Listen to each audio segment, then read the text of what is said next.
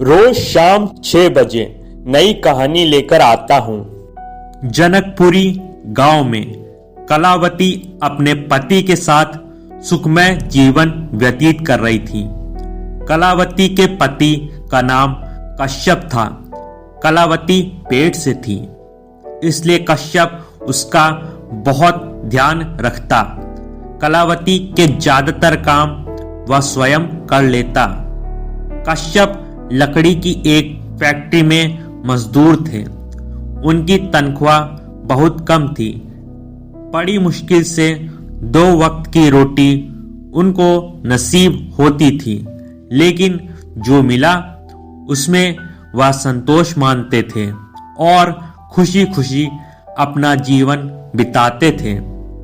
कुछ महीनों बाद कलावती ने अपनी कोख से एक बच्चे को जन्म दिया, जिसका नाम रखा गया वीरभद्र। बच्चे के घर में आते ही कलावती और कश्यप की खुशी का तो मानो ठिकाना ही नहीं रहा। वीरभद्र के पालन पोषण के लिए कश्यप फैक्ट्री में पहले से ज्यादा घंटों तक काम करता। 1 महीने बाद अचानक इस परिवार पर भारी संकट आ पड़ा। फैक्ट्री में काम करते वक्त एक दुर्घटना घटी। कश्यप का ध्यान थोड़ी देर के लिए काम से हटा और वह अपने बच्चे के लिए कुछ सोच रहा था। तभी नजर हटी और दुर्घटना घटी। कश्यप के दोनों हाथ मशीन में आ गए और हाथ कट गए। इस हादसे ने केवल कश्यप के दोनों हाथ ही नहीं, परिवार की रोजी रोटी भी छीन ली। कलावती और कश्यप दोनों पूरी तरह से टूट चुके थे। फैक्ट्री से कश्यप को कुछ पैसे मिले, लेकिन वो भी ज्यादा महीनों तक नहीं चल पाए। कश्यप ने एक बार खुदकुशी करने का भी प्रयास किया, लेकिन कलावती ने उसको समझाकर रोक दिया। सब कुछ टूट चुका था, लेकिन कलावती का हौसला और हिम्मत नहीं। कलावती ने अपना घर चलाने के लिए उसने काम खोजना शुरू किया। एक बड़ी इमारत के कंस्ट्रक्शन के लिए काफी मजदूर की जरूरत थी। कलावती को काम की जरूरत थी, इसलिए उसने फौरन वहां पे काम करना शुरू कर दिया। कलावती कंस्ट्रक्शन के काम के लिए भारी ईंटों को उठाती, रेत और सीमेंट की बोरी से रेत और सीमेंट निकालकर यहां से वहां ले जाना, ये सब मुख्य कार्य थे। कलावती वीरभद्र को भी काम पर अपने साथ ले आती थी, क्योंकि घर पे उसकी देखभाल करने वाला कोई नहीं था। कलावती एक जगह पे वीरभद्र को बिठा देती और पूरा दिन काम करती। बच्चा बहुत रोता चीखता तो कलावती उसके पास चली जाती और उसको संभालती, उसको दूध पिलाती, खाना खिलाती और सुलाने का प्रयास करती। फिर जैसे ही बच्चा शांत हो जाता, वह फिर से काम पर लग जाती। धीरे धीरे वीरभद्र 5 साल का हो गया। अचानक एक और दुख का पहाड़ इस परिवार पर टूट पड़ा।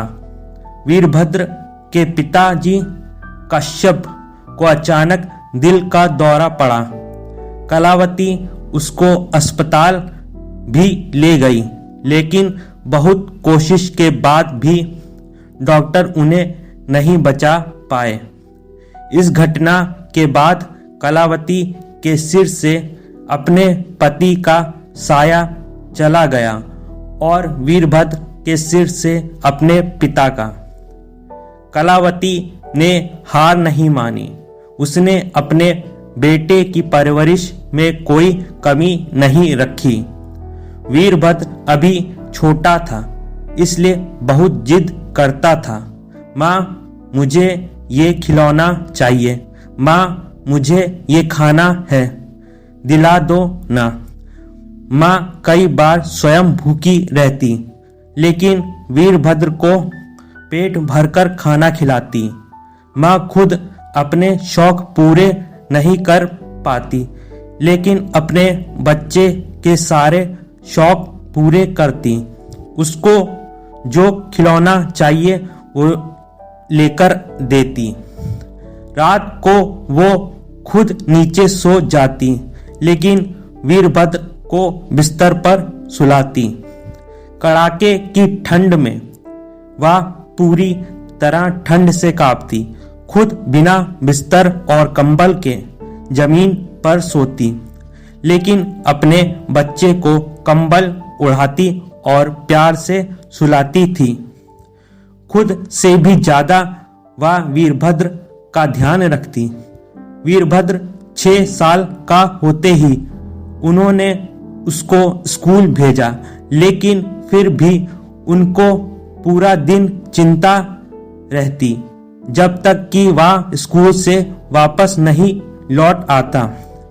माँ दिन रात मेहनत करती और अपने बच्चे को पढ़ाती। वीरभद्र भी मन लगाकर पढ़ता। धीरे धीरे वीरभद्र बड़ा होता गया। उच्च अभ्यास के लिए माँ ने उसको कॉलेज भेजा।